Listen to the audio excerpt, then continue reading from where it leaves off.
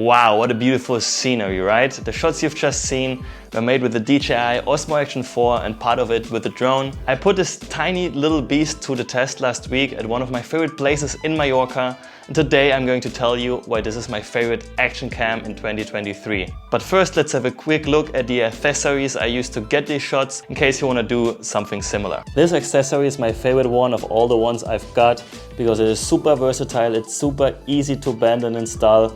I've got almost all my shots of this motorbike intro with this monkey tail. I use this magnet pendant to showcase the point of view of the driver. You just hang it around your neck, put it under your jacket and use the other part to screw the camera on and stick it on the other magnetic surface.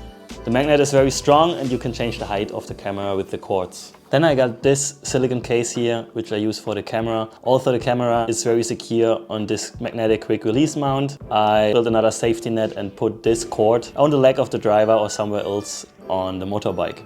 Last, I got this magnetic ball chain adapter mount to stick the camera on flat surfaces. But in the end, I didn't use it because I could get all my shots with the monkey tail. One of the many things I really like about this cam is that it has a magnet, just like the Insta360 Go 3, but for example the GoPro doesn't have it. So once it is mounted on the magnetic quick release mount, you can just switch it from one accessory to another. And apart from that, I really love the design of the camera. It's very slick and clean and it's a little bit lighter than the GoPro. The camera is very usability friendly. It's very simple to use and easy to understand. I love the menu. It has 4 different modes: photo, video, slow motion and time-lapse mode, in which you can select time-lapse or hyperlapse. In the video mode you can choose 3 kinds of stabilization: Rocksteady, Rocksteady Plus or Horizon Steady, that I used most of the time because I wanted the sky to be leveled. As you've seen in the intro, the footage was very smooth. It's one of the best stabilizations I've seen so far. Then there are settings on the right side of the screen where you can change things like exposure, white balance, the color profile and the field of view. There are many more things you can change, like for example you can zoom in or change the sharpness or noise reduction. What I love is that the front screen is a touchscreen as well, so you don't have to be behind the camera or turn it around to change settings.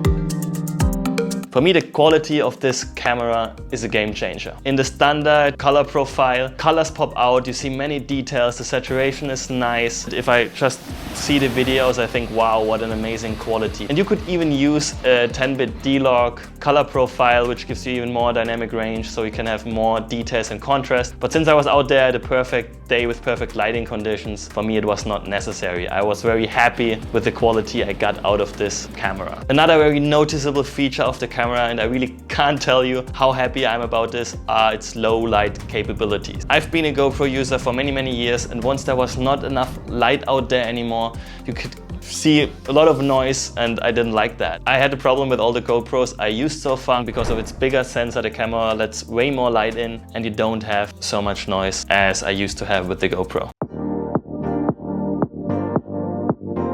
Right now I'm at my favorite beach in Mallorca filming with the Action 4. Let's jump into the water and see how the camera performs underwater. The underwater colors are great. I think they look very natural and accurate. The saturation is fine. I've only adjusted the highlights and the shadows because the sun was shining into the water.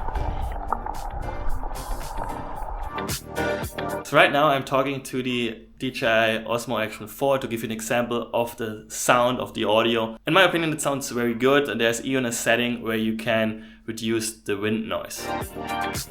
Another thing I'm very much amazed by this action camera is its battery life. I have to mention it again. I'm not against GoPro, I like the GoPros as well, but this is another issue I had with the GoPro. Always when I turned it off or on, I felt like I lost a lot of battery. And in general, the battery life wasn't just as great. According to DJI, you get around 160 minutes of battery life in 1080p. I didn't use 1080p, I used 4K 50 frames per second. I didn't count the minutes because I just wasn't bothered. I mean, we were out there filming for 4 hours and I had to change the battery only once. And I think this is a great indicator of an amazing battery life. So to wrap this up, you can get this tiny and mighty camera with only 1 battery and a few standard accessories for around $400 US. And if you get the adventure pack, which includes 3 batteries in total, the charging case and the selfie stick, stick for around 500 US dollars. The before mentioned accessories I've got to make the shots, they were like more or less 100 US dollars. I got them all from Amazon, so if you're interested, I leave the link in the description. I really had a blast using this action camera. Having been a GoPro user for so many years and having tried out the Insta360 Go 3, I really have to say that DJI addressed all the issues I had with the other action cameras. And that's why for me, it is the best action camera you can get in this year. Let me know what you think in the comments, or if there are any questions I didn't answer in this video. Stop recording.